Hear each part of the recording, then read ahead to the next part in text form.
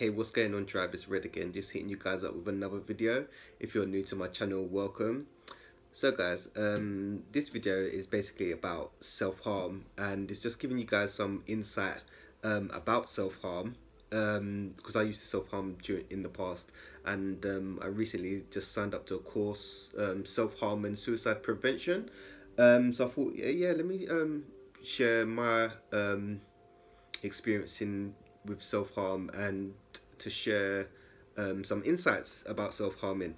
Yeah, so let's just begin anyway. A lot of people think, oh, self-harming is just like, yeah, cutting yourself, and they're doing it for attention, but it's not always for attention, and it's not for attention in most cases, and it's not always cutting yourself, should I say. But yeah, I'll just give you some insight about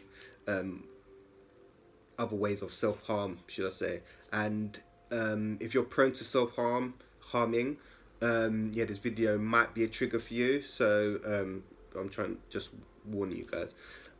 So most people think, yeah, people that self-harm just cut themselves, but there are other forms of self-harm. Some people like to burn themselves. I experienced that as a teenager for some reason. I don't know why, but not frequently, but yeah, some people like to burn themselves. Some people like to pick themselves, like scratch your skin till you bleed or whatever. I didn't experience that, but I know some people that did, should I say. And some people hit themselves. Is that a form of punishment? Yeah, by hitting themselves. All of self-harm is just like self-punishment. It's to do with self-worth as well. And some other people like to starve themselves as a form of punishment. And tattoos, I'm full of tattoos, is also a form of self-harm as well, because getting a tattoo is actually like getting a 3rd-degree burn. But basically anything that you do that's excessive is basically self-harm. So I used to drink quite regularly, and abuse weed, should I say. So that's another form of self-harm, when you're abusing certain substances. Jesus. Yeah, sometimes it can be a form of self-harm. Excessive use of excessive use of anything is basically self-harm, should I say. Some people, not some people, yeah, and self-harm is usually a form of like punishment to oneself. Yeah, yeah, I'm not sure why, but maybe it's not feeling good enough. I'm not sure. Yeah, this video is quite triggering. So my ego is getting it's getting like, oh no, it's a sensitive subject, but it's like, it's informative. It's got to be shared. So yeah, it's like a form of punishment to oneself for some reason. Being addicted to the pain, and yeah, I think it's to do with self-worth as well. But also, self-harm can be a form of coping. It can be a coping strategy. For me, if I was struggling with either mental, emotional pain, self-harming, I'll try transfer the mental or emotional pain to physical pain. So yeah, it's just changing one pain to another, basically, as a coping strategy for me, should I say. Other people might do the same, I'm not sure. No, this wasn't me, but some people may relate to this. Some people, I know, in certain films I've watched, some people self-harm because of self-image.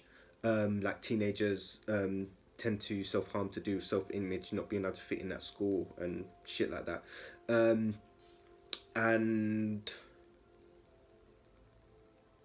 self-harm is more common in women than men. Men will tend to externalize their pain, and women will tend to internalize it, so taking it out on yourself, if that makes sense. And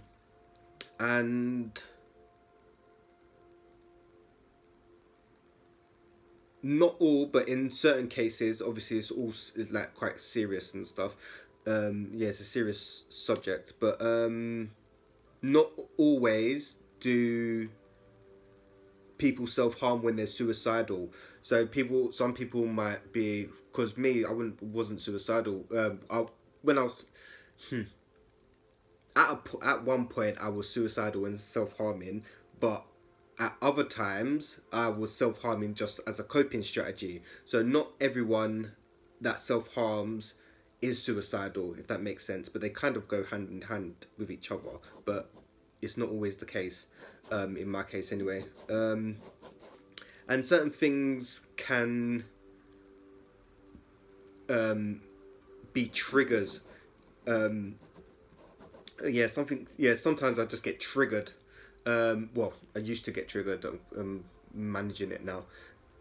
But yeah, I could get like, I don't know, triggered in a way. I don't know if it was, I don't know, mental or emotional. Something would just trigger me, and I kind of need a release, should I say. So kind of, yeah, that was like my go-to. And I'll give you some, there's some kind of warning signs for kind of self-harming that I've written down. Like isolating, when you're kind of isolating yourself from like the world and stuff, and you start going more within. That's kind of a warning sign. And wearing long sleeve t-shirts to kind of cover your arms and stuff. Girls will tend to self-harm on their legs, but and wrists. Well, but wearing long sleeve t-shirt to cover your wrists is like another warning sign. It doesn't always have to be, but it is a warning sign. If it's in weird, like if it's summertime, you're wearing a long sleeve thing, like, and you don't usually, it's like a warning sign. Depending where it's done, like I was saying, the girls do it on their legs. And also wearing sweatbands to kind of mask your to hide the damage, should I say. Fucking walking around like a fucking fucking a joint of beef and shit. Yeah, it's mad. But another thing is self-harming. It can be very addictive. So not people that some people might do it as a coping strategy, but sometimes it becomes addictive, because that's another thing. Trigger it sometimes you get triggered, and then it results in the addiction side of it, because you get you do get an adrenaline rush from doing it, and some people are kind of fascinated by it, like blood and stuff. I wasn't. Actually, I was a bit fascinated by the blood, actually, to be fair. But yeah, it is addictive, and you do get an adrenaline rush. Like, you get adrenaline junkies who fucking drive really fast and stuff. It's very similar to that. So you do get a rush from doing it. So it is very addictive. Like I was saying before, like, this video is triggering, so you have been warned, guys. And it's okay to talk about it, because a lot of people that experience self-harm thinking they're different or weird, but if you're struggling with I don't know, either mental or emotional pain, or just struggling to process certain things in general, that might be another reason why people self-harm. But it's best to talk about it, and it's okay to talk about it, because there's millions of people out there that self-harm, and it doesn't have to be just cutting. It could be, like I was saying, excessive use of alcohol or drugs. It's still a form of self-harm. So just because you may cut yourself, it doesn't mean that you're any different to anyone who drinks a bottle of alcohol a day. So it's okay to talk about it, and don't need to feel weird for doing what you do. And obviously, if you do self harm, to seek help, because it's yeah, you're obviously struggling with processing certain stuff, and it's it's not a good coping strategy. If it's keeping you alive from committing suicide, then that's a great strategy, but it's not a healthy strategy, should I say. And this is talking from the my experience. So yeah, if it's preventing you from committing suicide, then yeah, it's a great strategy, but you still need to seek help, because self-harming is it's not a good strategy, should I say, coping strategy. But that, at the end of the day, what it comes down to is yeah, it's about self-love. If you do self-harm, self-love, and know that you are good enough, and know that you don't need to mutilate yourself, basically, from self-harming, because the scars and shit. And don't be afraid to wear your scars. Yeah, you don't need to be covering up your scars. That's just where you're at on your journey, should I say. I'm just talking from my experience. But yeah, it's about, yeah, knowing that you're good enough, because people that self-harm probably think that they're not good enough, not worthy, have low self-esteem, confidence issues. This ain't all me, I'm just throwing some stuff out there. And I'm trying to be encouraging as well at the same time, and it being informative, but it's also a sensitive subject for me as well, so the ego's a bit like, ooh, hesitating and shit. And another thing is, yeah, it's okay to feel the way you do. So if you're struggling where you're at on your journey, just know that it's temporary and it will pass.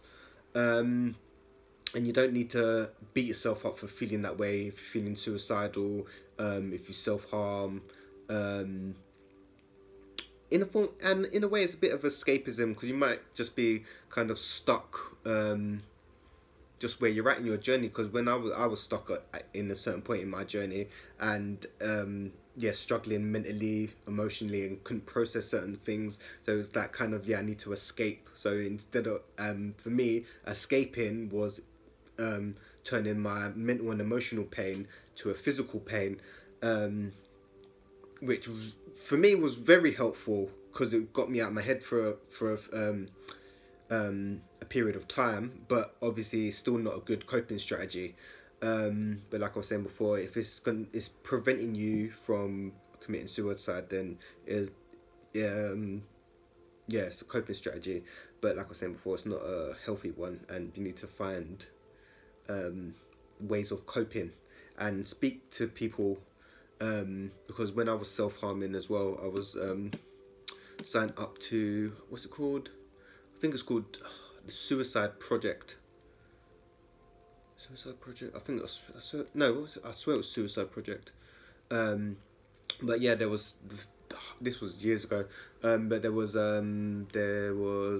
people on there that was could relate to you, and we was just chatting, not chatting, just, it was like it's like a forum, should I say, for people that were just feeling like self-harm, suicidal, whatever. And yeah, for me, being able to communicate with people about where I'm at, and people I wouldn't say supporting you to self-harm, but being supportive from where you're at, because they can relate. So that was very helpful where I was at in my journey, because yeah, it gets quite, certain places, yeah, they can get quite dark on the journey. It's about trying to strategize and maneuver through the darkness, should I say. But yeah, it's just about yeah, it comes down to self-love at the end of the day, and not being hard on yourself, and just knowing that where you're at in your journey, whether it's good or bad, it will pass, and nothing lasts forever. So if you're in a dark place or whatever, like, it won't last forever, and it will pass. even though it might suck where you're currently at.